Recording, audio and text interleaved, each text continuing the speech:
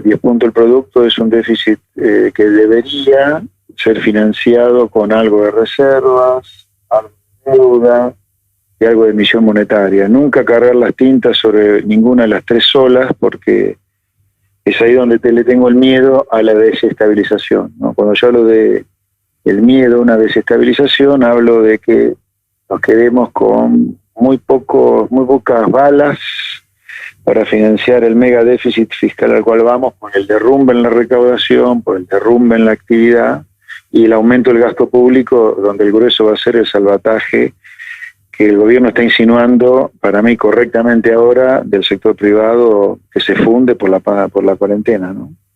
Entonces, el riesgo de desestabilización sería cargar las tintas sobre o el uso de reservas o la emisión monetaria. Por eso para mí es importante que Argentina no entre en default con la deuda. A ver, yo creo que una pandemia hay que analizarla solo con sentido común, cero ideología, puro sentido común hay que usar. Acá no importa si sos liberal, keynesiano, socialista, comunista, tenés que usar la cabeza. Y usar la cabeza significa una cuarentena como la decidida por Argentina, todo el mundo encerrado, sin trabajar, obviamente te derrumba la actividad económica. El derrumbe en la actividad económica te provoca un derrumbe en la recaudación. Nadie puede ni debe pagar impuestos, dicho sea de paso. Y además te provoca un aumento del déficit por el lado del gasto público. El gasto público está explotando para salvar al sector privado, correctamente para mí. Pero bueno, eso te tiene que hacer tomar muchas medidas para que ese déficit fiscal no aumente tanto y al mismo tiempo el déficit que te quede sea financiable. Para que no te aumente tanto, yo te diría, habría que tomar medidas de baja de gasto público en el medio de la cuarentena, sí. Sí, yo creo que la parte del Estado que está cerrada, sin prestar servicios, no debería cobrar el 100% de los salarios, esa parte del sector público. Porque aparte la gente no está pagando impuestos. Por eso creo que hay que minimizar el déficit. Y el financiamiento del déficit creo que como va a ser tan grande, como de 10 puntos el producto, 10 puntos el producto es más que una base monetaria entera.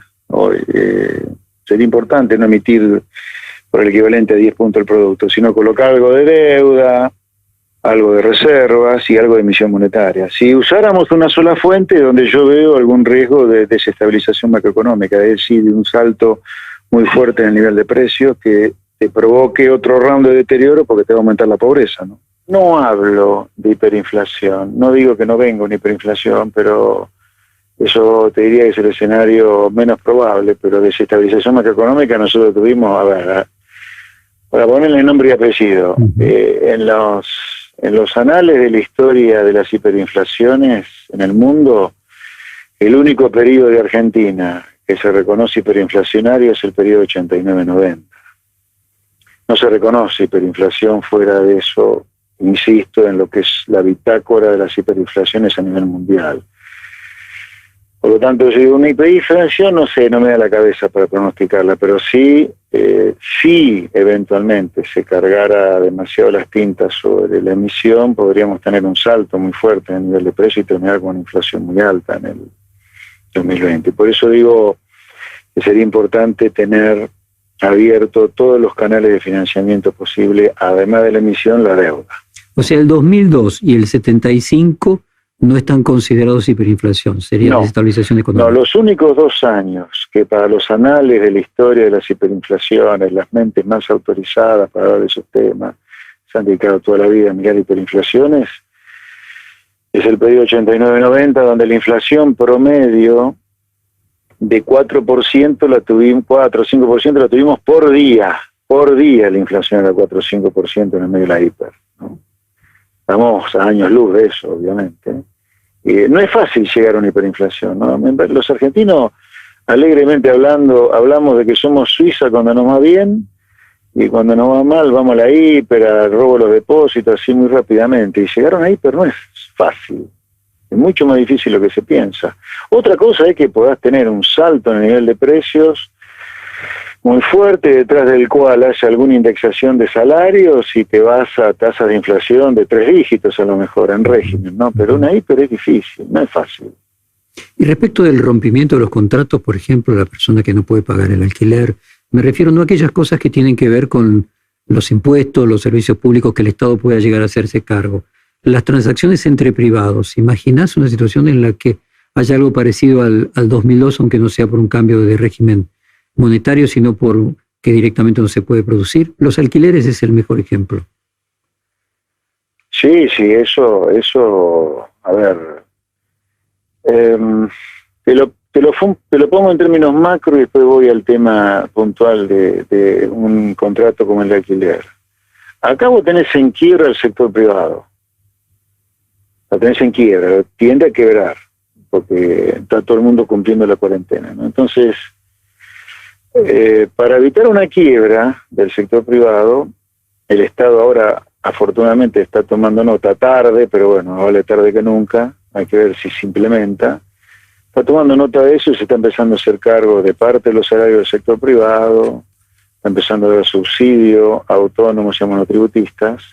Así que, por lo tanto, la situación de los contratos en el sector privado, con estas medidas del gobierno y con muchas más que deberían tomarse, a lo mejor con el menos riesgo de romperse totalmente, pero sin duda que reformulación de todos los contratos de alquiler, todos los contratos se van a reformular, indefectiblemente. La emisión del gobierno, o el poner plata del gobierno, que a la larga va a terminar siendo mucho emisión monetaria, lo que va a servir es para que se rompa de manera abrupta y total la cadena de pagos, pero alguna quiebra va a haber, seguro. Por eso yo creo que, entre muchas otras medidas que el gobierno debería tomar, es una reformulación de la ley de quiebras parecida a lo que es el Chapter 11 en Estados Unidos. Para que vos citaste en tu columna. Claro, que mientras se sustancia el concurso, la empresa siga funcionando normalmente.